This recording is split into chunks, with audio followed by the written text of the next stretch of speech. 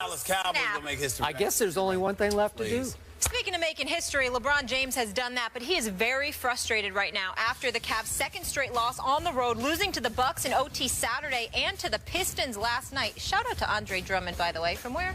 UConn. Ballin'. The defeat, exactly, brought Cleveland's record to 8-3, still good enough for the top spot in the East, but also not at the same level as the 12-0 Warriors. Here's LeBron after the game. We haven't done anything. We didn't win anything. We lost. We lost in the finals, you know, so that's enough motivation for myself. And I think we need to understand that, like, we lost in the finals. We didn't win, you know, and the team that beat us looks more hungry than we are, you know, so it shouldn't be that way. The Cavs are not as hungry as the defending champs. Stephen A., do you like that LeBron voiced that? Absolutely. First of all, he has the authority, the cachet, the credentials, the knowledge. He puts in the work. He's a superstar in this league. He's religiously either the top or one of the top 2 players in the world, and he's a 2-time champion. He has earned the right to say that. More importantly, he's absolutely 1,000% correct. But it's a product of what you have available to you. Kevin Love, I don't care how decent he's looked, skipping, averaging 17 points a game this year. He's shooting what from the field? 40% from the field? I mean, he's got to do better than that. You got J.R. Smith. He's up and down. We all know that. Mo Williams has been an asset to this franchise. Tristan Thompson missing training camp had something to do with the level of cohesiveness that they're still trying to capture. And again, you have to look at it from the perspective that the Eastern Conference is not as challenging as the West, and they know it. And so taking all of those things into consideration, along with the fact that it's an 82-game marathon, there are guys that simply don't put in the work that LeBron James puts in, so he has the right to say that. If you talk to people who know LeBron, if you talk to LeBron from time to time, Skip, his home is like, I mean, the gym is like the gym at an arena. You know, everything that he could possibly need, he has. This dude is consistently and religiously working out to keep himself in peak condition and to be about the business of being able to go for it. And what he's basically saying is that other guys need to step up. He had 30 last night. You know, Kevin Love had his 19. J.R. Smith and Mo Williams had their 15 points. But he can tell. He's been around long enough to be able to tell when there's a level of urgency. And in fairness, and the other big point I'd like to make, Skip, is this. When Cleveland lost the finals, they had the excuse that Kevin Love was out and Kyrie Irving was not healthy. So it's not just the public who believes they would have won the chip. It's the Cavaliers. LeBron has been around long enough to know not to take that for granted. The rest of them don't. The flip side is Golden State, as champions, have been fending off skepticism about their fraudulency or their legitimacy since they won the title, which is why Steph Curry and those boys have a chip on their shoulders and they're playing like it, and the Cleveland Cavaliers are the ones trying to walk around like they won something, and they did not. So for LeBron to point that out, I think that's a beautiful thing because it highlights what he's seeing from his teammates. And we know he doesn't see it that way because he can't afford to see it that way because champion or no champion, everybody's coming at him every night. They're not coming at the rest of the players like that. I did not think the timing of this was a beautiful thing. I was surprised LeBron picked this spot to take that shot at his teammates because he did not include himself in the blast. He was pointing fingers at the rest of his teammates without naming names.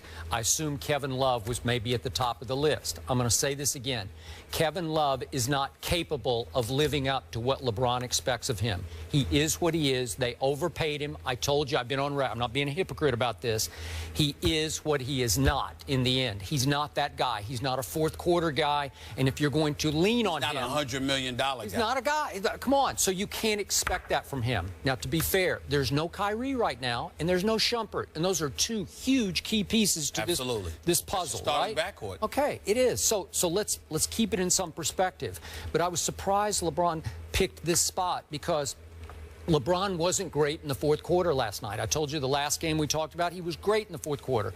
He chose last night to play all 12 minutes, which is unusual, wouldn't you say? Yes. All 12 minutes of the fourth quarter. He played 40 for the game. And didn't we hear before the season, I want to go with the Pop model, the Popovich model, right? I want to keep my minutes to maybe 30-ish or so, like the Spurs do. So he plays 40 minutes. He plays the whole fourth quarter, and he scores 5 points in the fourth quarter, including one completely uncontested layup with 16 seconds left. So really just 3 other points besides that.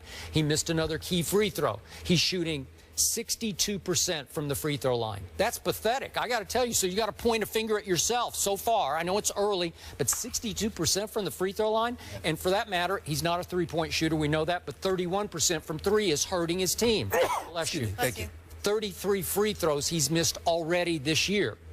So I'm looking at his fourth quarter. He had 2 late turnovers. It looked like the game was about to slip away anyway, but he had 2 chances late, and they're double teaming. I get that. One was on an inbounds pass very late, but he turned the ball over. So he didn't have a good fourth quarter. Big deal. But why would you then pick that moment after that game to say, we're not hungry enough, we don't want it as much as Golden State does? Well, we often see that the loser of a finals or the loser of a Super Bowl, as we're seeing with Seattle, that you have a hard time. You have a hard time dredging it back up because you were so close. Then they got bad breaks. They lost players.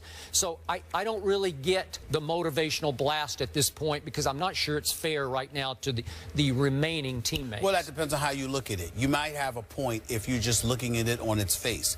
If you're delving deeper and you surmise that what he's seeing from the rest of his teammates is an absence of urgency, thereby putting a heavier load on him than he wants to carry, maybe, then that's a different argument. Because, again, if you're going to point to the 12 minutes that he played and a lack of productivity, because they were minus 11 with him on the floor in the fourth quarter, yep. Okay, if you're going to point to the fact that he played those 12 minutes and you're going to point to the performance, why not also take a moment to point to why he may have felt the need to play those 12 minutes in the fourth quarter?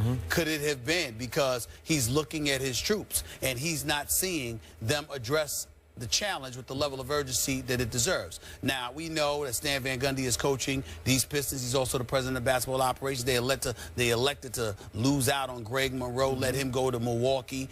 They kept Andre Drummond, who is flat out balling. I mean, this dude's a walking double-double. Reggie Jackson can play, too. And Reggie Jackson can play. Reggie Jackson can play. Game this season. That's right. Those two, I like those two in Detroit. I think it's some of the better talent they've had in the last few years. I got a lot of respect for what I see them trying to do. But the flip side to it is that they're going to come at you, and if you're LeBron, you're going to look around at guys and say, how are you responding to this challenge? And why do I feel, you know, you might have elected to go there in the fourth quarter, but then you're going to turn around after that game is over, and you're going to say to yourself, why the hell did I feel the need to have to be in this game in the fourth quarter against the Detroit Pistons? If it were the San Antonio Spurs or Oklahoma City Thunder or Golden State Warriors or even the Clippers, fine. But the Detroit Pistons, I need to come and play the entire fourth quarter for us to have a chance to win this game. I'm going to point this out. Quick point of order. It's going to make you look at people. Earlier in the fourth quarter, all the way to the 8:43 mark, LeBron had a 10-point lead in this game at Detroit. That's right. So even with him on the floor, given whatever he had left to give, all 12 minutes, they could not close that deal. They could not close that deal. So he's culpable. He is culpable. And when you say he has the authority, the cachet, he didn't have it off last night's fourth quarter. That's why I was surprised at the opportunity that he chose to make that statement. When it tells me, and I'm saying to you, it tells me he's seeing something we may not be seeing from his teammates. Well, I think it's aimed mostly at Kevin Love. That's what I think. But hasn't Kevin Love been the thorn in LeBron's side since last year? Well, hasn't he continues to look for something in Kevin Love that's not there? I think it's fair to say that because you gave Kevin Love $100 million. Yeah. These guys know how to count. And at the end of the day, if you're getting paid that money, I need more from you than 17 points or 19 points. I need more than an average performance from you. I actually need you to do something to the point where I don't need to do much because you got this from time to time, so I don't have to take it. Okay, and last quick point about Golden State, which LeBron does not point out.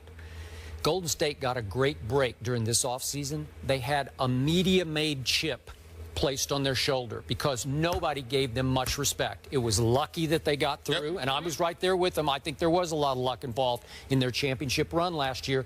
Then nobody gave Steph any real recognition as a MVP candidate, including us. And all of a sudden, they were able to go into game one saying, really? Watch this. Yeah, that's true. That's true. I just, listen, Golden State is at a decided advantage in that regard. And even though we're sitting here talking about luck, I'm not so sure it's about luck. It's got to be something more than that. I don't know because I've been too busy doing other things, and I haven't. I know. So I have not taken the time to call. Even though I just left Cleveland, that was on personal business.